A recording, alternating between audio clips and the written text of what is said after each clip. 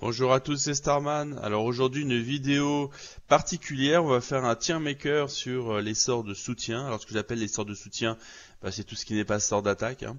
Donc c'est des sorts qui vont vous permettre de vous faciliter la vie pour plusieurs raisons. Et donc j'ai décidé de séparer en deux donc les sorts classiques. Alors ce que j'appelle sorts classiques, ce sont des sorts qui s'achètent en magasin ou qui se trouvent très facilement hein, si on suit l'histoire classique. D'accord. Et vous avez les sorts hybrides qui sont en fait des sorts qui nécessitent soit d'être construits, c'est-à-dire par exemple en combinant deux livres de sorts, soit trouvés dans le jeu, soit via des quêtes. D'accord. Donc je mélange à la fois les sorts de source et les sorts qui ne sont pas de source. Et je vous donne un classement en 4 niveaux. Donc pareil, je vais m'expliquer. Alors pourquoi pas plus que 4 niveaux? Tout simplement parce que je considère qu'après c'est trop fouillis. Je pense qu'il faut avoir un nombre limité de niveaux, mais que les règles de classement soient assez claires. Et c'est ce que je vais m'essayer de vous expliquer. Donc, le premier niveau, c'est le niveau OP. Le niveau OP, c'est bien entendu des sorts très puissants, mais qui ont la particularité finalement de s'adapter à tous les builds et qui peuvent donc mis par prolongement sur tous les personnages. C'est-à-dire que à un moment donné, si vous choisissez de mettre ces sorts sur vos 4 personnages, vous aurez une utilité à le faire. D'accord ? Bien entendu, ça dépend aussi de votre stratégie, etc. Mais disons que ça ne sera pas un handicap, ça ne sera pas une perte. Autre point qui est pris en compte, c'est le nombre d'actions, de points d'action qu'il faut pour les déclencher, versus leur utilité. Et enfin, le troisième point que j'ai pris en compte, c'est tout simplement les capacités de combat qu'il vous faut pour pouvoir les apprendre. Sur certains sorts, vous avez par exemple besoin d'un point en fripouille ou un point en chasseur, et sur d'autres, vous allez avoir besoin de 2 points, de 3 points. Bon, si le fait de mettre 3 points par exemple dans chasseur ne vous apporte rien à côté, si ce n'est que d'avoir ce sort, ça va forcément dégrader sa note. D'accord ? Donc je vous citerai un exemple un peu plus tard, quand je vais classer les sorts, vous allez voir, vous allez comprendre ma logique. Ok ? Donc on commence cette première partie. On va aller directement prendre les 2 sorts les plus connus comme étant OP. À part si vous êtes débutant, normalement vous les connaissez, c'est Manteau de Caméléon et Adrénaline. Alors pourquoi je les mets ensemble? Vous allez voir pourquoi, c'est simple. Tout simplement, Manteau de Caméléon, c'est invisibilité. Invisibilité, c'est se protéger car l'IA va très peu vous chercher. Ça arrive des fois, il lance des sorts de zone pour vous trouver, mais globalement, la plupart du temps, l'IA ne fait rien quand vous êtes sous invisible, il attend que vous réapparaissiez. Et donc ça vous permet, avec l'option retarder votre tour, par exemple sur un tour, de mettre vos 4 personnages, s'ils sont tous sur invisibilité, de les mettre 4 en fin de fil, et donc d'enchaîner les attaques sans que l'adversaire puisse jouer. Donc c'est extrêmement puissant. Donc c'est un sort défensif et un sort qui vous permet de préparer vos attaques. D'accord ? Adrénaline, c'est un sort particulier puisque c'est un sort qui vous permet d'obtenir 2 points d'action sur votre tour en cours. La conséquence, c'est que après vous avez une dette sur le tour suivant. Par exemple, si j'ai 4 points d'action, je vais avoir 6 points d'action si j'utilise Adrénaline, en sachant qu'Adrénaline me coûte 0 points d'action, bien sûr. Et donc par contre, j'aurai mes 6 points d'action, je vais jouer, et au tour suivant, au lieu d'avoir de nouveau mes 4 points d'action, j'en aurai plus que 2. Donc c'est une dette par rapport au tour suivant. D'accord ? Alors, pourquoi c'est extrêmement OP ? Tout simplement parce que le premier tour, c'est là où ça va déterminer finalement la victoire. C'est-à-dire que l'objectif est de faire sauter le plus rapidement possible l'armure physique ou l'armure magique de votre adversaire. Donc si vous arrivez à le faire sauter sur le premier tour, disons que vous êtes très bien embarqué. Et donc avoir 2 points d'action supplémentaires sur un tour pour pouvoir réaliser cette action-là, c'est extrêmement bénéfique. Après, vous avez la dette. Oui, c'est vrai. Mais si vous finissez votre tour par invisible, l'invisibilité dure 2 tours. Et donc, cette dette va être épurée dès le 2e tour. C'est-à-dire que, pour résumer, vous allez utiliser vos 6 points d'action, vous allez vous mettre sous invisibilité. Le tour suivant, vous aurez 2 points d'action, mais vous allez passer votre tour. Comme vous êtes sous invisibilité, vous n'allez pas être attaqué. Et donc, au tour suivant, vous allez vous retrouver avec les 2 points d'action que vous allez économiser, plus les 4 points d'action que vous allez avoir par rapport au commencement de votre tour. Donc ça vous permet de commencer finalement le deuxième tour, ou le troisième, ça dépend comment on voit, avec 6 points d'action. Donc les deux combinés sont extrêmement puissants. C'est vraiment, pour le coup, il faut les mettre sur tous vos personnages. Autre point important, manteau de caméléon c'est métamorphe, et vous allez voir que métamorphe, de toute façon, si on veut avoir les meilleurs sorts du jeu d'accompagnement, il faut le monter. Donc c'est pas du tout une perte. En plus, quand vous mettez un point dans métamorphe, vous récupérez un point d'attribut. C'est-à-dire un point de force, un point de dextérité, un point de mémoire, enfin vous le mettez où vous voulez, mais vous gagnez un point. Donc c'est de toute façon pas une perte. Et adrénaline, c'est un point en fripouille. Et fripouille, même si vous n'allez pas voir l'intérêt au début du jeu, c'est toujours intéressant d'avoir des points en fripouille parce que ça va augmenter vos dégâts critiques. Et alors, en fin de jeu, augmenter ces dégâts critiques, c'est tout sauf inutile. Donc rien que pour ces deux raisons, il n'y a aucune raison de ne pas mettre manteau de caméléon et adrénaline sur tous vos personnages. Ça, c'est les deux sorts qu'il faut absolument avoir. Autre sort extrêmement puissant, c'est bien entendu téléportation. D'ailleurs, vous l'obtenez assez rapidement à l'acte 1 via la quête des crocodiles. Et c'est pas par hasard. Téléportation, ça vous permet plusieurs choses. C'est tout d'abord un sort offensif, puisque ça vous permet de regrouper les ennemis. Et donc regrouper les ennemis, ça veut dire que si vous faites des dégâts de zone, vous allez faire plus facilement des dégâts à tout le monde. Donc c'est indispensable à haut niveau. Ensuite, c'est un sort défensif. Ça vous permet potentiellement d'éloigner, voire de bloquer certains adversaires si jamais vous êtes en difficulté ou tout simplement pour des raisons stratégiques.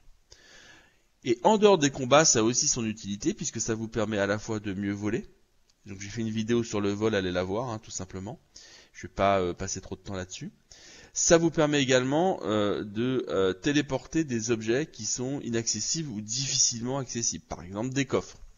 Vous avez directement, vous avez cette vision à l'acte 1, puisque vous avez un coffre près de l'arc-en-ciel que vous ne pouvez avoir finalement que avec téléportation. Alors certes après, quand vous avez les sauts, vous pouvez potentiellement le faire, mais c'est quand même plus simple de déplacer le coffre avec téléportation que d'aller sauter dans une zone, pour ensuite devoir repartir en arrière. Voilà. Donc téléportation, pareil, sort complètement OP. En plus, quand vous téléportez, vous faites des dégâts physiques. Vraiment, là pour le coup, vous pouvez le mettre à tous vos personnages, ça sera pas une perte. Quand vous êtes débutant, je vous conseille tout simplement de le mettre sur un ou deux personnages, surtout les deux premiers qui jouent. C'est là où ça vous servira le plus. Mais dites-vous bien que moi, par exemple, dans des builds complètement optimisés, je le mets à tous mes personnages. Voilà. Autre sort complètement OP, c'est bah oui, secousse de verre, forcément, secousse de verre, qui, avec le talent tortionnaire, vous permet d'avoir le meilleur CC du jeu. Puisque le talent tortionnaire permet de ignorer l'armure magique pour certains états. Et donc, parmi ces états, vous avez enchevêtrement, qui est l'objet en fait des secousses de verre. Donc ça veut dire que vous pouvez maintenir au sol, pendant 3 tours, les ennemis. Alors j'ai 3 tours, il y a des exceptions. Il y a des ennemis qui ont un talent qui permettent de réduire de 1 les états. Donc des fois c'est 2 tours. Je crois que c'est le cas d'Alexandar par exemple, ou de Rost à l'acte 14, de mémoire. Et donc là oui effectivement ça voilà, ça baisse vous avez plus que 2 tours. Mais globalement sur 99% des ennemis, vous allez les maintenir au sol pendant 3 tours. Donc si vous avez une team où il y a beaucoup de joueurs qui jouent à distance en termes de dégâts, il vous suffit de vous mettre à l'écart, de les immobiliser et puis tout simplement de les canarder pendant 3 tours. Ils ne peuvent rien faire. Alors ils vont pouvoir jouer, ils seront pas complètement paralysés, mais si vous êtes suffisamment loin, ils n'auront pas la capacité de vous toucher. Et par contre, ils ne bougeront pas, ils ne pourront pas se mettre à l'abri. Donc là, vous pouvez les aligner sans aucun problème. Ok ? Donc c'est un sort complètement OP. À partir du moment où vous l'utilisez, ce sort-là, que vous le mettez à votre initiateur, c'est juste du pain béni. Autre sort qui va être complètement OP, d'accord, c'est grève de peau et apothéose. Alors ce sont deux sortes de sources. D'accord. Donc greffe de peau, vous allez l'obtenir au level 9 et il vous faut 3 en métamorphe. Apothéose, vous allez l'obtenir au level 16 et il vous faut 5 en métamorphe. Voilà. Donc c'est pour ça que je vous disais que de toute façon, pour avoir ces sorts-là, il faut monter métamorphe. Donc finalement, le manteau de caméléon, c'est un détail. Et donc, greffe de peau, ça permet de reset tous vos sorts. C'est-à-dire que ça supprime le cooldown de vos sorts. Si vous devez attendre 6 tours pour récupérer un sort, et ben vous utilisez greffe de peau, et puis voilà, vous pouvez le réutiliser comme par magie. Donc ça prend un point d'action et un point de source, donc c'est que dalle. Et c'est juste un sort indispensable dans la plupart des jeux. Au level 16, notamment si vous utilisez des mages, puisque les mages font beaucoup de dégâts avec leur sort de source, apothéose c'est juste du pain béni. Ça a deux avantages. Ça vous permet d'être illimité au niveau de votre nombre de points de source. C'est-à-dire qu'à partir du moment où vous avez les points d'action, vous pouvez enchaîner les sorts de source, sans être contraint par votre niveau de source. Donc c'est juste énorme quand vous avez un mage. Par exemple, si je mets, prenons un exemple, je mets 3 sorts de source de niveau 3, sans apothéose, il me faudrait 9 points de source pour pouvoir les lancer. Avec apothéose, il suffit juste que j'ai les points d'action et la source est ignorée. Autre avantage, c'est que ça vous booste vos caractéristiques. Ça, c'est aussi un point qu'il ne faut pas négliger. C'est-à-dire que même si vous n'utilisez pas des sorts de source, c'est intéressant de le lancer pour 2 points d'action parce que ça va vous augmenter à plus 5 vos caractéristiques. C'est-à-dire plus 5 en force, en dextérité, en mémoire, etc. Et aussi en perception et donc en dégâts critiques et initiative. Donc, sort complètement OP qu'il faut absolument obtenir. Ensuite, je vais vous parler des sorts de saut. Il vous faut, pour chaque personnage, un sort de saut. Le sujet est de savoir lequel vous allez devoir prendre. Donc, il y a 2 sorts de saut quand même qui sortent du lot. C'est retrait stratégique et saut des ombres. Donc ça, c'est retrait stratégique. Pourquoi il sort du lot? Parce que l'avantage qu'il a, c'est qu'il vous met hâte. Et hâte, je vais revenir un peu plus tard, c'est extrêmement utile. Donc ça, c'est super intéressant. Après, il y a une contrainte, je vais en parler juste après. Vous avez aussi donc le saut des ombres, ça c'est, il vous faut des points en fripouille. Et l'avantage, c'est que vous pouvez l'utiliser quand vous êtes sous invisibilité. Et vous n'allez pas perdre votre invisibilité. D'accord? Donc dans certaines configurations, vous pouvez, par exemple, voilà, gagner entre deux tours de manteau de caméléon. Vous pouvez l'utiliser pour vous déplacer et vous positionner idéalement sans perdre votre invisibilité. Alors, pourquoi ça va dépendre de votre build? Tout simplement parce que pour pouvoir avoir retrait stratégique, il vous faut 2 points en chasseur. Et instinctivement, on va pas mettre 2 points en chasseur à par exemple un mage ou à un chevalier. D'accord? Il faut voir que c'est quand même pas mal de, à un moment donné, soit via les pièces d'armure, soit autre, de dépenser des points en chasseur pour obtenir ce sort. Alors pourquoi? Notamment quand vous avez un des mages, les mages profitent comme le ranger des bonus de hauteur. C'est-à-dire que si vous mettez 2 points en chasseur, vous allez faire plus 10% de dégâts si vous êtes en hauteur. Ce qui est souvent le cas quand vous avez un mage. Donc c'est pas une perte de mettre 2 points en chasseur et d'obtenir ce sort. Voilà. Sinon, dans le cas contraire, vous avez le sort du rogue. Donc là, s'il vous faut de la fripouille, il vous faut 2 points en fripouille. Mais comme de toute façon, vous deviez mettre 1 point pour avoir adrénaline, il faut juste rajouter 1 point de plus pour avoir le saut. Donc c'est quand même assez intéressant de le mettre. Ok? Ensuite, il y a d'autres sorts de sauts. Et ça, je vais y revenir. Vous avez, je vais le mettre en nécessaire, Piqué du Phénix. Alors Piqué du Phénix, c'est typiquement le sort de saut, à la rigueur, qu'il faut privilégier quand vous avez des damage dealers physiques. Puisque c'est un sort qui est lié à art de la guerre. Il vous faut 2 points art de la guerre. Mais de toute façon, que vous soyez ranger, que vous soyez rogue, chevalier ou même blood mage, pour augmenter les dégâts, il faut augmenter art de la guerre. Donc finalement, en termes de coût de combat d'habilité, le piqué du phénix, c'est un très bon compromis. Voilà. Mais il a moins d'avantages. Après, le point positif, c'est que quand vous sautez, en fait, sur l'adversaire notamment, vous créez un cercle de flammes. Donc ça peut avoir plusieurs avantages, ce cercle de flammes. Ça peut avoir des avantages offensifs. Si celui qui saute au milieu de la mêlée, par exemple, c'est un personnage qui a tortionnaire. Tortionnaire va ignorer l'armure magique. Donc vous allez mettre sous brûlure vos ennemis. Et si vous avez un mage qui joue derrière, vous aurez pour votre mage baissé la résistance au feu de 15%. Rien qu'avec un saut. Ça, c'est une première utilité de piqué du phénix. Deuxième utilité de piqué du phénix, c'est pour les mages pyro notamment. Si vous vous mettez en hauteur avec un mage pyro, le fait d'avoir ce cercle de feu, combiné au talent pion qui vous permet d'avoir un déplacement gratuit, fait que vous pouvez vous mettre pour 0 point d'action sur une surface de feu. Et donc profiter de affinité élémentaire. C'est-à-dire que pour 1 point d'action, je me mets dans des conditions idéales pour mon mage pyro, pour à la fois me mettre à l'abri et à la fois profiter d'affinité élémentaire. Donc limite pour le pyro, c'est très intéressant de l'avoir. Après, bien entendu, pour que ça soit intéressant, il faut pouvoir avoir 2 points en art de la guerre, ce qui n'est pas forcément le cas des pyros, puisque un mage n'a aucune raison de mettre des points dans art de la guerre. Donc ça va dépendre aussi de vos équipements. Mais par exemple en fin de jeu, ça peut être extrêmement intéressant. Il y a des moyens d'obtenir des points d'art de la guerre facilement, rien qu'avec les équipements. Donc voilà. Donc il y a plusieurs options, c'est pour ça que je le mets en nécessaire, parce qu'il est quand même bien utile à partir du moment où on a ce qu'il faut pour l'apprendre et le conserver en mémoire. Ensuite vous avez vol. Alors vol, c'est peu utilisé, ça peut être utile parce que vous pouvez enchaîner en fait les sauts.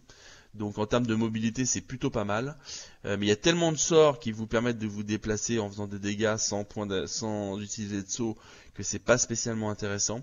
Je le mets dans 2 situations parce qu'il y a des fois c'est comme ça dure assez longtemps comme le vol, et si vous voulez vous déplacer vite, notamment je pense à l'acte 3 où à un moment donné il faut sauter de rocher en rocher, vol c'est quand même super intéressant. Donc voilà. En plus, de toute façon, ça utilise 2 points de métamorphe, et comme on l'a vu, vous allez devoir avoir rien que pour greffe de peau 3 points de métamorphe. Donc il n'y a pas de raison. Voilà. Donc c'est un sort à apprendre et à garder de côté au chaud et potentiellement à utiliser selon certaines situations. C'est le seul que sur lequel j'ai focalisé là sur les sorts de situation. Après les autres, je vous les mettrai et on les regardera très brièvement. Là, on va aborder maintenant les sorts qui prêtent à discussion. Quand je dis qui prêtent à discussion, c'est qu'ils sont entre le OP et le nécessaire selon les builds et selon votre façon de jouer. Donc là, pareil, peut-être que certains ne sont pas d'accord avec mon classement. Moi, j'ai pas de problème avec ça. Vous pouvez critiquer en commentaire, je m'en fous. Moi, je sais que j'ai raison. Voilà. Voilà. Bon, voilà. Après, on a le droit de pas avoir le même avis. Alors, quels sont ces sorts? Vous allez d'abord, je vais commencer par hâte. Alors, hâte, c'est OP à partir du moment où vous êtes débutant ou joueur potentiellement expérimenté et que vous n'utilisez pas le talent canon de verre. Voilà.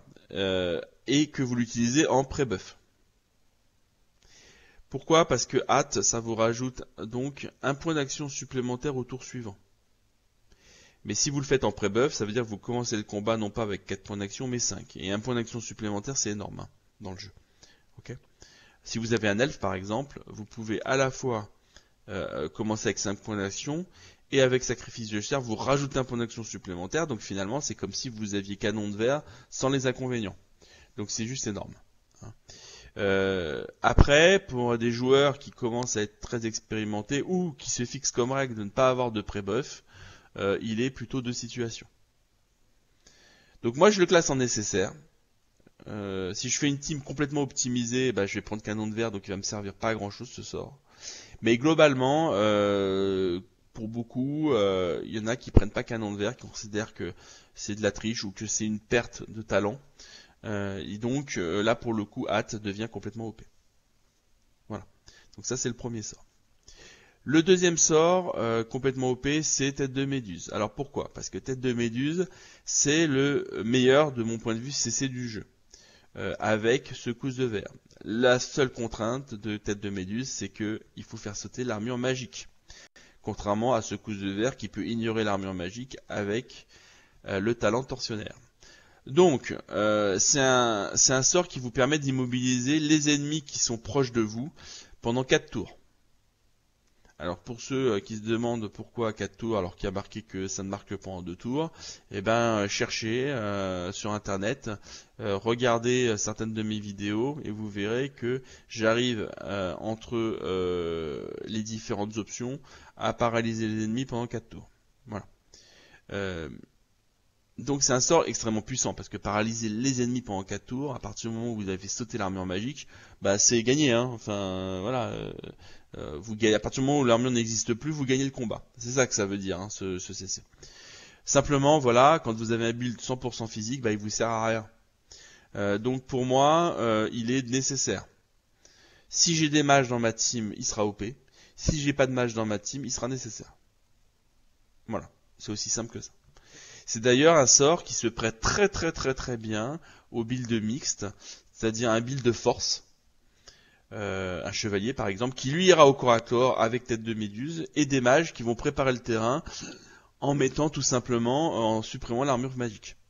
Donc pour résumer, les mages suppriment l'armure magique, le chevalier il saute dans la mêlée, avec Tête de Méduse, ça paralyse tous les ennemis, et on n'a plus qu'à les finir tranquillement, sans aucun problème. Voilà, donc ça c'est un des combos les plus dévastateurs du jeu. Ok. Autre point, autre sort qui est complètement OP, c'est tranquillité d'esprit, peace of mind. Donc tranquillité d'esprit, moi il est OP. Chez moi il est OP. Mais pour beaucoup de joueurs il est plutôt nécessaire. Donc je vais le laisser en nécessaire, mais je vais vous expliquer pourquoi pour moi je le mettrai ici. D'ailleurs non, moi je vais le mettre en OP et puis voilà, mais dites-vous que voilà, c'est pas tous les joueurs n'ont pas cette vision-là. Pourquoi c'est OP? Parce que déjà si vous utilisez le pré-buff, c'est pas mon cas, mais vous rajoutez de la perception, beaucoup de perception et donc de l'initiative. D'accord. À partir du moment où vous avez plus d'initiative, bah ça veut dire que vous pouvez mettre moins de points dans votre initiateur. Pour commencer les combats, et donc votre initiateur fera plus de dégâts. Et en plus, ça vous booste vos statistiques, c'est-à-dire la force, l'intelligence, etc. Donc c'est extrêmement utile en termes de puissance, parce que ça ne prend qu'un point d'action. Et ça ne demande que 1 en pyro. Donc quand on peut le mettre sur tous les personnages, autant le mettre sur tous les personnages. Sinon, mettez-le sur un ou deux personnages. Utilisez un point de pyro. Souvent, vous allez avoir des pièces d'armure qui vous permettront, notamment à partir du level 8-9, d'avoir le bon niveau nécessaire. Donc, c'est vraiment un sort indispensable. Hein. Moi, je le mettrais, si je peux, à tous mes personnages. Ensuite, vous allez avoir le sort d'évitement de l'aéro. Alors, moi, je le mets en nécessaire. Pourquoi ? Déjà, il n'y a aucune contrainte à le prendre, ce sort-là, à l'apprendre et à le mettre en mémoire. Pourquoi? Parce que vous allez de toute façon avoir besoin de 2 points d'aéro pour avoir téléportation. Ça, c'est le premier point. Le deuxième point, c'est que il faut différencier le débutant de l'expert. Un expert se fera très peu toucher dans le jeu. Il se mettra en condition idéale pour complètement paralyser l'ennemi et l'empêcher de jouer. Donc pour lui, ce sort-là, il sera de situation. Mais pour un débutant, il est complètement OP. Parce qu'il va vous sauver la vie plus d'une fois. Donc, comme c'est un compromis entre les deux, moi je le mets en nécessaire. Mais pour moi, il est absolument pas OP. Puisque je m'en sers quasiment plus, moi, de ce sort. Hein. Donc voilà. Donc ça, c'est le premier point. Le deuxième point, c'est que effectivement, vous allez aussi avoir la version Aura, qui de mon point de vue est plus intéressante si vous voulez vraiment protéger votre team. Mais là encore, c'est à discuter. Voilà. Ça, on verra un peu plus tard. Autre sort qui est OP, mais là qui se discute, c'est permutation du néant. Quand vous êtes un joueur expérimenté, le fait de pouvoir déplacer les personnages, les ennemis et les regrouper à un endroit, c'est la stratégie la plus efficace du jeu. Donc permutation de néant, ça permet de déplacer un ennemi pour un point d'action, et en échangeant votre place avec lui. Si vous savez bien l'utiliser, c'est juste indispensable, et limite tous vos personnages, ou en tout cas les 2 premiers personnages qui jouent dans votre team, doivent l'avoir. Je pense que c'est pas nécessaire que tous les personnages l'aient, mais bon. C'est aussi un sort défensif. Si un personnage est par exemple très mal placé au milieu du feu, ou etc., eh bien vous pouvez le mettre à l'abri comme ça. Voilà. Ça c'est un point aussi extrêmement important. Par contre, il faut quand même avoir une stratégie claire et bien maîtriser le déplacement des personnages. Donc je dirais que pour un joueur expérimenté, il est OP. Pour un débutant, il est de situation. Je conseillerais donc de prendre le temps aux débutants de l'apprivoiser, ce sort. C'est pas forcément évident de voir au début l'intérêt. Et donc je distingue vraiment les deux. Donc si on est intelligent, on pourrait le mettre en nécessaire. Sauf que moi je vais le laisser en OP. Parce que je considère que c'est vraiment les débutants qui vont avoir du mal à le maîtriser. À partir du moment où vous allez avoir 1 ou 2 runs, c'est un sort qu'il faut absolument avoir. Donc je le mets en OP, tout simplement. Ok. Ensuite, je vais vous mettre... alors ça se discute, mais je vais quand même le mettre. Les deux sorts qui sont les 2 sorts d'armure, je vais les mettre en nécessaire. Alors pourquoi? Pour un joueur expérimenté, ils sont de situation. Pour un débutant, ils sont OP. Donc je le classe en nécessaire. Quand vous êtes débutant ou que vous continuez à prendre des coups, c'est intéressant d'avoir ces armures parce que déjà 1, ça vous protège et puis 2, ça vous supprime certains états. Donc je dirais quand même que moi je les mets en 2 situations. Il faut les avoir dans votre team, il faut les apprendre, mais la plupart du temps je vais pas m'en servir. Donc pour les débutants, mettez-les. Essayez d'avoir peut-être 1 ou 2 personnages qui possèdent ces armures là. C'est en fait ce qui permet de remettre de l'armure.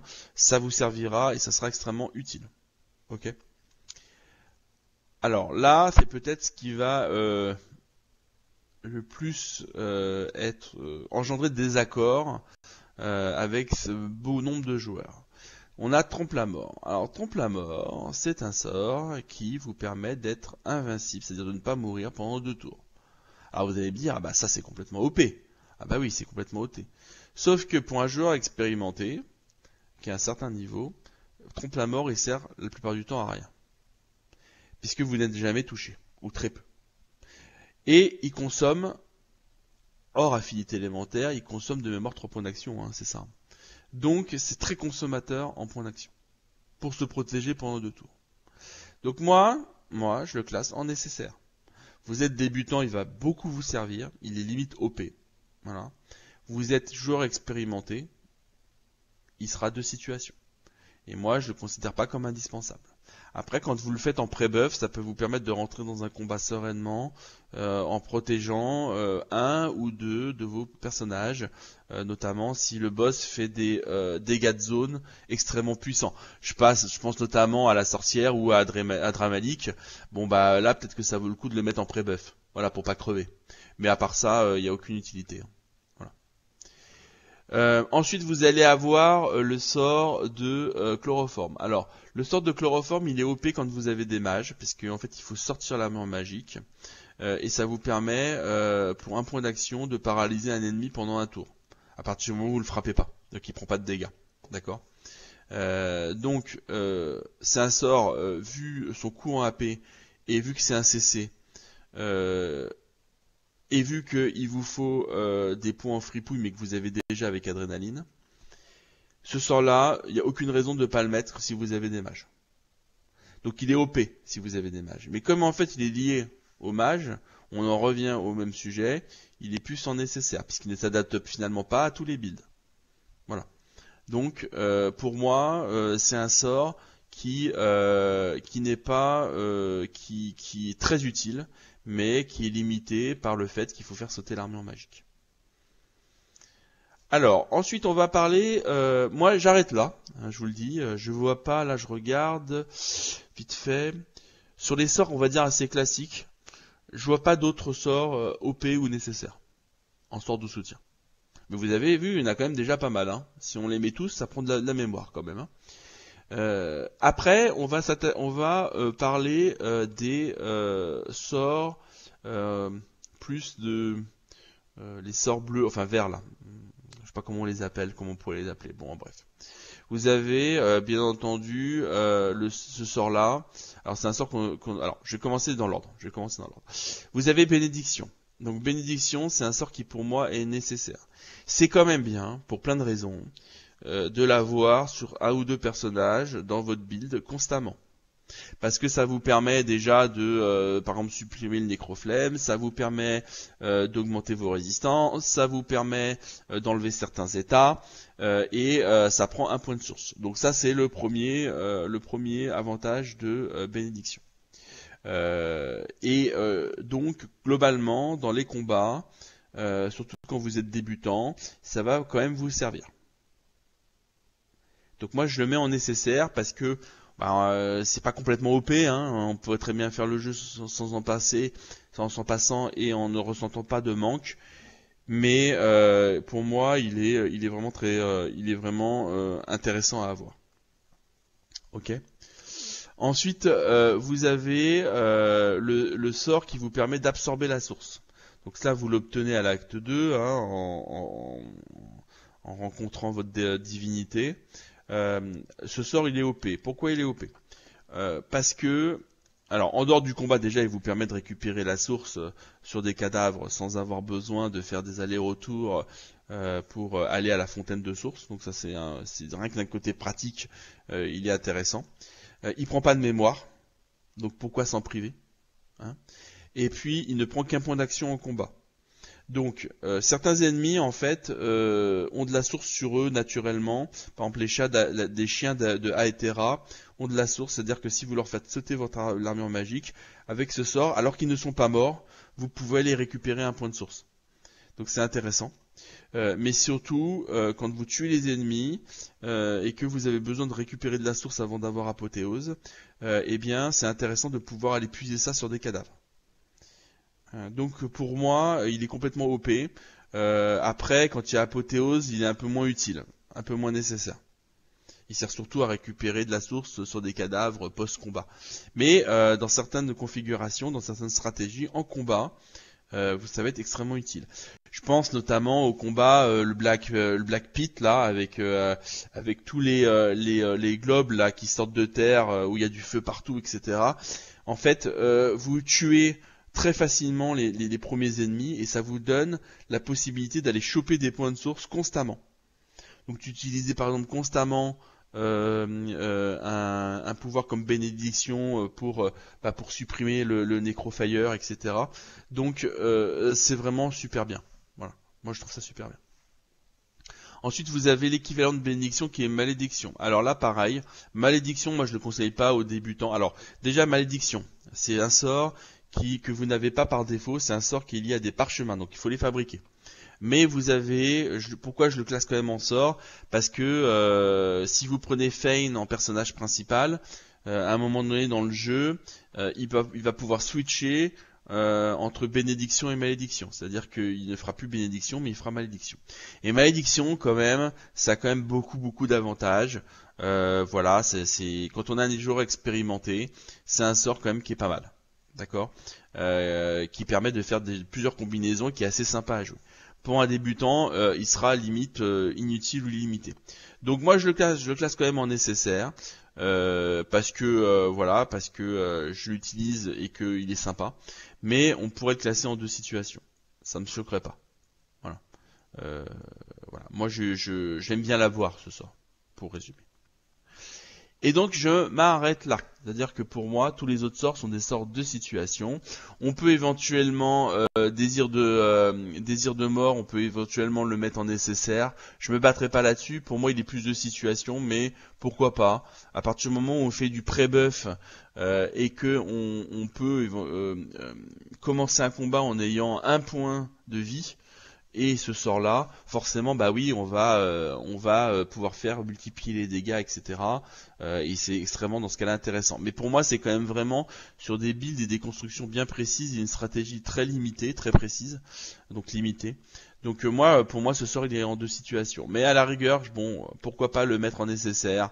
Bon, ça s'entend. Voilà. Moi, je le classerai en deux situations. Voilà. Et après, les autres, pour moi, ils sont pas forcément, ils sont soit de situation, soit limités. Voilà. Alors, juste, on va quand même focuser sur certains. Après, je vous mettrai le tableau final, mais je vous explique pourquoi je les mets pas dedans. Vous avez, par exemple, pâte de poulet. Alors les gens vont me dire, ah, pâte de poulet, c'est un super CC, notamment quand on a un ROG, on fait rupture des tendons, on fait pâte de poulet, blablabla, blablabla. Bon, ok, d'accord. Ce combo rupture de tendon et pâte de poulet, c'est un combo efficace pour les débutants, mais qui sera inutilisé la plupart du temps par un joueur expérimenté. Pourquoi? Parce que quand on joue un ROG, on joue en AOE, en dégâts de zone. D'accord? À moins qu'on ait une stratégie avec des mages où finalement votre rogue il va vous permettre de focaliser sur un personnage. Mais normalement, à part dans un build bien précis, utiliser deux points d'action pour me faire pâte de poulet et gagner quelques dégâts après derrière quand le joueur se déplace. Pour moi, c'est pas du tout intéressant, même si vous lui mettez hâte. Le rapport en fait coût en action de points versus le dégât n'est pas terrible. D'accord? C'est pour ça que je ne le mettrai même pas en nécessaire, même si vous avez un rogue. Voilà. Donc ça c'est le premier point. Voilà. En plus, c'est limite considéré comme un sort d'attaque. Bon, voilà. Ensuite, ce qui peut prêter aussi à discussion, c'est écorchage, qui permet de réduire de 50% la résistance. Oui, mais il faut virer l'armure magique. Donc écorchage, c'est intéressant d'aller l'appliquer pour 2 points d'action si le boss, et c'est bien je dis si le boss, a beaucoup de points de vie. Par exemple, Mordus, quand il se transforme, il a beaucoup de points de vie, donc ça vaut le coup de mettre écorchage. Idem avec Adramalik, par exemple. Ok. Mais la plupart du temps, à partir du moment où on fait sauter l'armure magique, on fait du CC. Et donc, la baisse de résistance, même si elle est sympa pour les dégâts, n'est pas très intéressante. Voilà. C'est pour ça que je le mets en deux situations. C'est seulement sur certains boss. Ok. Idem pour pour patte d'araignée. Puisque la toile qui permet d'immobiliser l'ennemi ne dure qu'un tour, et puis surtout, vous ne pouvez pas, ça ne s'applique pas à partir du moment où on la brûle. Donc, pour moi, c'est aussi deux situations. Idem pour des sorts comme le sort pour se remettre de la vie. Alors, il peut être utile, hein, bien entendu, surtout quand on est débutant. Mais quitte à choisir, pour vous soigner, il vaut mieux vous remettre de l'armure. Si vous pouvez, de l'armure magique ou physique. Plutôt que de vous soigner. Parce que ça vous supprimera les états. D'accord? Et surtout, ça vous protégera des états si l'adversaire joue. Alors que si vous vous remettez de la vie, certes, ça va remonter votre barre de vie. Mais vous serez toujours sensible, surtout aux différents CC de l'ennemi. Donc, quitte à choisir, il faut toujours se remettre de l'armure plutôt que de la vie. Alors, je dis pas que des fois il faut pas se remettre de la vie, mais là, pour le coup, voilà, le choix est assez vite. Après, vous avez des sorts quand même utiles, hein, par exemple comme médecine là, le sort du chasseur, qui permet de supprimer certains états bien spécifiques, qui remet de la vie, et qui remet aussi des points d'attribut, puisque vous gagnez un en force, je crois, un en intelligence, etc. Donc ça augmente aussi un peu vos dégâts. Donc ça peut être intéressant de le mettre, hein, mais utilisé en pré-buff, mais globalement, c'est pas suffisant de mon point de vue pour être intéressant. Et puis il faut un point en chasseur, et on a vu chasseur, c'est pas adapté pour tout. Hein. Voilà. Et après les autres, bah oui, vous avez des sorts, hein, comme sur des stratégies où vous pouvez pas muter, par exemple avec l'adversaire. Vos points de vie avec le sien, bah, si vous arrivez en combat avec un point de vie et que vous permutez avec l'adversaire, bah forcément ça devient tout de suite plus facile. Mais ça c'est des stratégies un peu à la marge. Pour moi c'est des stratégies de situation. Idem pour la tornade. La tornade en combat elle va rarement vous servir puisqu'il faut 3 points d'action. Mais c'est un sort extrêmement utile à avoir en dehors des combats pour supprimer certaines surfaces, notamment le nécro. D'accord? Donc là pareil c'est du situation. Voilà. Pareil pour le charme, parce que ça prend beaucoup de points d'action pour charmer, etc. Donc je vais vous mettre ma vision globale sur les sorts classiques là juste après. Et puis voilà. Donc ça c'est mon classement. Et bien entendu, rien ne vous empêche d'être en désaccord et de me faire vos commentaires si vous le souhaitez. Donc voici mon classement final pour les sorts classiques. Hein. Alors, il y avait les sorts aussi de l'invocateur. Donc je les ai mis en inutile illimité. Bon, ça remonte un peu quand vous avez un invocateur, mais globalement, le seul sort que moi je trouve indispensable au niveau de l'invocateur, c'est bien entendu surcharge. Donc je l'ai mis dans deux situations parce que ça dépend du build et puis c'est voilà. Limite, on pourrait, si il est OP si vous êtes invocateur. Ça c'est clair, surcharge c'est juste énorme. Voilà. Donc vous avez le portail aussi de l'invocateur qui permet d'éviter que vos invocations meurent. Donc ça aussi c'est utile quand vous avez l'invocation. Et puis par contre tout ce qui est un peu portail comme ça, alors ça c'est pour pouvoir se balader sur la map. Ça aurait été génial si l'adversaire ne pouvait pas l'emprunter. Parce que si vous le mettez en place, l'adversaire avec ses personnages de corps à corps, il le prend et puis il se retrouve à côté de vos mages et puis c'est fini. Donc c'est pour ça que c'est classé comme ça. Après globalement les sorts de soins, les sorts qui sont potentiellement efficaces mais avec une certaine stratégie très spécifique, par exemple transmutation du terrain, si vous utilisez de la lave, oui bien entendu vous allez tuer tout, mais c'est pas des vrais builds quoi si vous voulez, c'est des trucs, des astuces, c'est du très spécifique. Donc moi je le mets dans des situations, oui ça peut être complètement OP si on se place dans une certaine configuration. Donc je ne le nie pas, mais moi l'idée que je me fais du jeu fait que ce sort là la plupart du temps il me servira jamais. D'accord. Voilà. Ensuite vous avez donc tous les sorts limités, hein. Bon ceux-là c'est des sorts. Alors ça c'est aussi une question, ça c'est pour les débutants. Le fait d'aspirer le sang pour vous remettre de la vie, dites-vous un truc, c'est que c'est inefficace. Donc vous remettrez très peu de vie par rapport à ce que ça vous coûte en points d'action et par rapport à vos besoins si vous êtes touché. Moi je considère que c'est complètement inutile, hein. C'est pour ça que des combinaisons avec plus de sang, plus pour se remettre de la vie, pour moi ça sert à que dalle. Donc voilà. Mais quand on est débutant, bon vous pouvez y trouver un intérêt, tout comme les sorts de soins qui existent. Voilà, ça je le nie pas. Tout comme les sorts d'armure qui sont en AOE et qui remettent chaque tour un peu d'armure magique ou un peu d'armure physique. Oui, quand vous êtes débutant, c'est des trucs qui sont intéressants à avoir. Voilà, ça aussi je le nie pas. Voilà. Mais moi mon classement c'est de prendre en compte à la fois les joueurs expérimentés et les débutants, et donc il y a beaucoup de sorts qui se retrouvent en deux situations. Voilà. Donc maintenant on va passer aux sorts hybrides et vous allez voir les sorts hybrides ça va être beaucoup plus rapide au niveau du classement pour les sorts OP ou nécessaires. Alors les sorts hybrides. Bon, alors il y a un sort complètement OP. Et celui-là c'est indiscutable, c'est bien entendu le nuage de fumée béni. Pourquoi? Parce que le nuage de fumée béni, qui est un sort qui demande 2 points de source, d'accord, donc vous pouvez pas l'utiliser tout de suite dans le jeu, et qui est un sort qu'il faut combiner, c'est un sort qui crée un nuage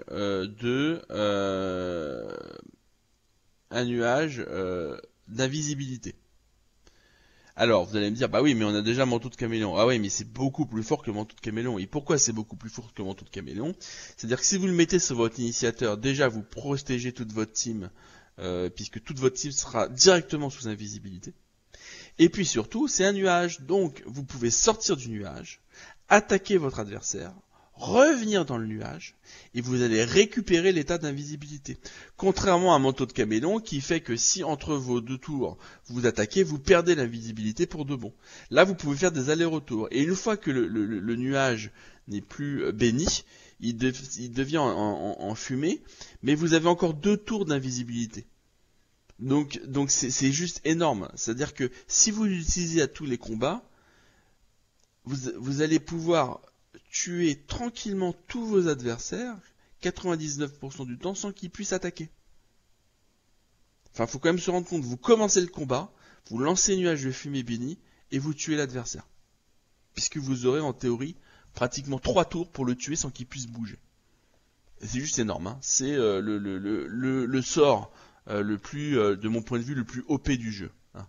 Voilà, au-delà de tout le reste. Hein. Voilà. Donc c'est un sort que moi j'utilise jamais parce qu'il rend le jeu trop facile. Voilà, tout simplement. Ensuite, alors pour moi c'est le seul sort qui est complètement OP. Voilà.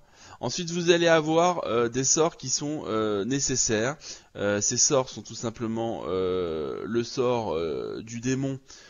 Qui permet notamment mais qui est limité au mage en termes d'intérêt, parce que même si vous allez avoir d'autres options qui vont faire des dégâts physiques, etc., globalement on l'utilise beaucoup en fin de jeu pour avoir les plus 7 en intelligence, donc c'est beaucoup réservé aux mages.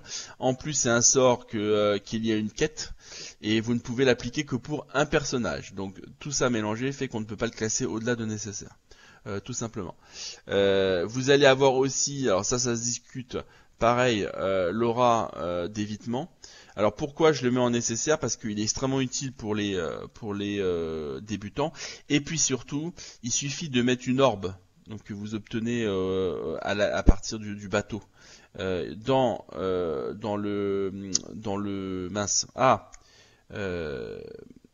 un collier. C'est-à-dire que vous avez des emplacements dans les colliers où vous pouvez y mettre des runes. Et ben là, il suffit à la place d'y mettre une rune, de mettre une orbe. Et sans avoir besoin d'apprendre le sort, vous pouvez avoir ce sort pour le personnage. Donc il n'y a même pas besoin d'avoir 2 points en fait 2 points sur l'aura d'évitement. Vous pouvez la prendre naturellement via une orbe, donc c'est juste énorme. Donc là pour les débutants c'est extrêmement nécessaire. Donc pour les joueurs expérimentés c'est 2 situations. Donc voilà, moi je le classe en nécessaire. Et puis le dernier sort qu'on peut éventuellement classer dans nécessaire, c'est nuage de fumée tout court. Qui permet notamment, en attendant le nuage de fumée bénie, si on le combine avec bénédiction, d'obtenir le même résultat. Sauf que c'est un peu moins pratique puisque on peut pas le diriger comme on veut. Il faut que vos personnages soient quand même assez regroupés pour qu'ils profitent tous du nuage, etc. Mais ça a exactement le même effet. Et puis au-delà de ça, c'est quand même aussi un bon protecteur quand on est à distance. Si vous voilà. J'utilise notamment pour Murga, je l'utilise pour l'anéant pour me protéger. D'accord? Donc voilà. Et à part ça, c'est tout. C'est tout. Voilà. Les autres sont des situations où nécessaires. Je vais vous montrer le tableau final. Je vais juste faire un focus sur fin vampirique, où en fait c'est quand même celui-là c'est quand même intéressant de s'y intéresser par rapport aux autres. Il y a quand même un gros changement. Pourquoi? Parce que il y a certains ennemis qui ont des renvois de dégâts qui sont très importants. Vous avez la sorcière notamment qui a ça. Et donc si vous faites beaucoup de dégâts, limite ça peut vous tuer en fait d'attaquer ce type d'ennemi. Et donc fin vampirique, ça contre cet effet-là. Vous n'avez pas besoin de vous appliquer par exemple un trompe-la-mort avec la sorcière. Vous mettez fin vampirique et en fait vous allez récupérer ce que vous allez perdre. C'est-à-dire que les dégâts que vous allez faire, vous allez récupérer 50% en vie et ça compensera les pertes que vous aurez par le renvoi de dégâts.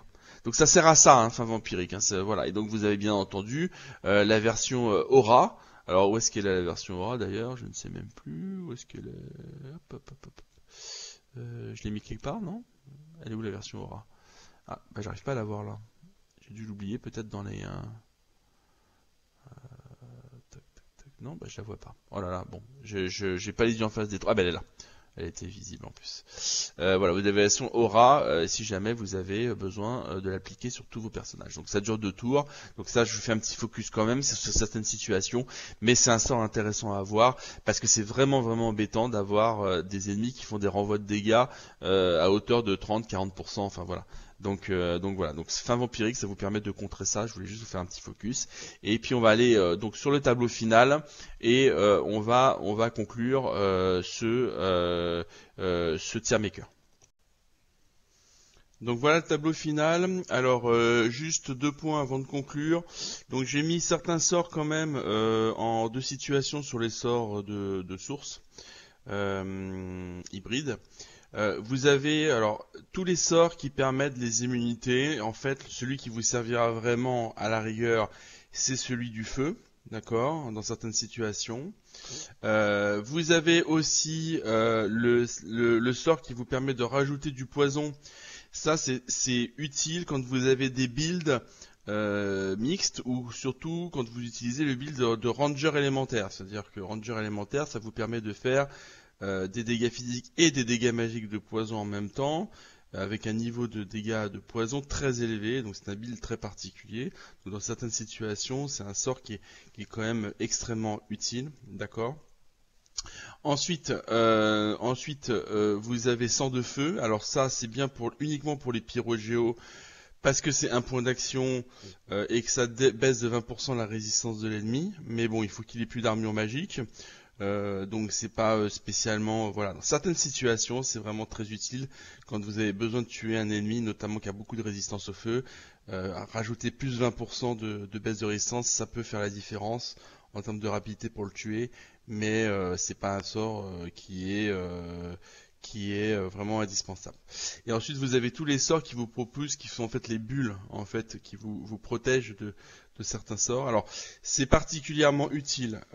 Si vous avez canon de verre, par exemple, le sort de source est particulièrement utile quand vous avez des ennemis comme l'apôtre, par exemple, qui a une aura qui peut vraiment vous handicaper. Et sinon, si vous n'êtes pas en canon de verre, le sort unique suffit normalement si jamais à un moment donné vous avez besoin de protéger quelqu'un parce qu'il a perdu son armure. Voilà. Voilà. Et donc tous les autres sorts ne sont pas du tout utilisés. Alors il faut savoir quand même, je vous le dis, sur ces sorts-là, hein, voilà, les conversions, pétrole, eau en pétrole, etc. Plus les sorts qui permettent de récupérer des armures. Ça, pour s'amuser, c'est vachement bien parce que vous avez des combos, ce qu'on appelle des combos défensifs, qui vous permettent, par exemple, de récupérer très facilement toute votre armure magique, toutes vos armures physiques via ces sorts. Bon, c'est des combos défensifs, le jeu est basé sur l'offensif, c'est bien pour s'amuser, mais ça a une utilité très limitée. C'est pour ça qu'ils sont classés à ce niveau-là. Donc là aussi, ça dépend aussi comment vous jouez, mais il y a des combos sympas à faire avec ces sorts hybrides. Donc en conclusion, en fait, on a surtout des sorts classiques qui sont indispensables. D'accord. Moi, dans ma configuration, donc là, je vous laisse le tableau final, on va dire, qui prend un peu en compte une notion de débutant et joueur expérimenté, qui essaie de trouver un compromis entre les deux. Voilà. Si je devais moi faire mon propre classement, hein, il y aurait quelques changements. D'accord. Ici, je ne touche à rien. Ici, par contre, je mettrai à 2 situations. Celui-là, je le mettrai aussi là. Celui-là, je le mettrai limite ici, ce qui ne me sert à rien. Et toutes les armures magiques également. Voilà. Ainsi que trompe-la-mort. Voilà. Donc en fait, moi, mes sorts OP, quel que soit mon build, ça serait plutôt ça. Voilà. Ça serait plutôt tous ces sorts-là. Voilà. Sur les sorts hybrides, le seul truc que je déplacerais, c'est celui-ci. Je le mettrais plutôt ici. Et ceux-là, je les mettrais ici. Celui-là, je le mettrais limité. Et je garderais un peu ce classement-là. Voilà. Donc ce qu'il faut retenir, c'est que ces sorts d'accompagnement, en fait, nécessitent surtout des points en aéro et des points en métamorphe. Voilà. Et fripouille. Donc, si vous mettez quelques points en métamorphe, en fripouille et en aéro, vous pouvez obtenir la plupart des sorts OP du jeu. Voilà. Donc moi, ce que je vous conseille quand même, c'est, mis à part en début de jeu où c'est quand même pas mal d'avoir rapidement manteau de camélon et adrénaline et le téléporte. Sur les autres, prenez le temps de les avoir, prenez le temps d'utiliser des pièces d'armure pour ne pas avoir à perdre trop d'habilités de combat. Et donc de réduire vos dégâts pour obtenir ces sorts d'accompagnement. Ça n'en vaut pas la peine, même si certains sont OP.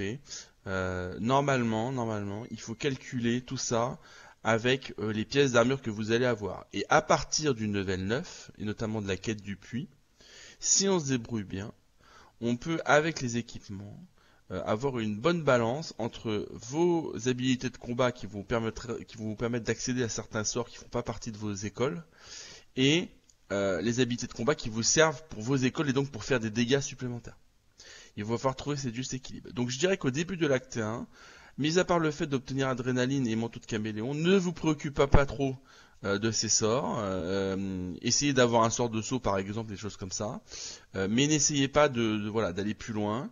Et ensuite à partir du level 9 et à partir de la quête du puits, essayez d'avoir des pièces d'armure qui répondent, qui vous permettent en cible d'avoir tous ces sorts OP. Ensuite, je vous conseille également, si vous êtes débutant, de tester quand même les sorts de situation. D'accord ? Par exemple, je vais vous prendre un exemple. Vous avez patte d'araignée. Je l'ai mis en 2 situations, mais c'est du métamorphe et donc vous pouvez très bien l'apprendre sans jamais l'utiliser. Mis à part le coût du bouquin que vous allez apprendre que vous allez utiliser pour pouvoir l'apprendre, ça va pas vous obliger à modifier votre build et à rajouter des points sur quelque chose que vous n'avez pas déjà. Vous aurez déjà le nombre de points nécessaires via notamment les points métamorphes nécessaires pour greffe de peau. Donc testez, faites vos propres combinaisons, regardez sur le net, il y a beaucoup de stratégies très spécifiques qui utilisent transmutation du terrain ou des choses comme ça. Faites votre propre opinion et après, une fois que vous maîtriserez un peu plus le jeu, vous réduirez les sorts et vous verrez qu'il y en a très peu finalement qui sont vraiment utiles. Voilà. Donc j'espère que cette vidéo vous aura servi. Moi, ce qui m'intéresse beaucoup, c'est si vous voulez faire des commentaires, c'est d'avoir vos retours sur ce sur quoi vous êtes d'accord, ce sur quoi vous n'êtes pas d'accord et ce sur quoi vous êtes aussi interrogatif. Parce que vous pourriez très bien me croire mais ne pas voir l'intérêt d'un sort parce que vous ne l'avez pas vous constaté. Donc c'est intéressant d'échanger là-dessus si vous avez envie de contribuer à ce tier maker. Et puis ce que je vais faire pour les prochaines vidéos quand j'aurai du temps et l'envie, je vais essayer de me focuser un peu sur certains builds. Donc pareil, n'hésitez pas en commentaire si vous voulez que je fasse un tier maker cette fois-ci sur des builds d'attaque. C'est-à-dire par exemple un pyrogéo, un blood mage, un chevalier, un ranger, etc. Mettez-le moi en commentaire et puis voilà, en fonction de ce qui est demandé, je ferai peut-être une petite vidéo là-dessus. Voilà, merci beaucoup.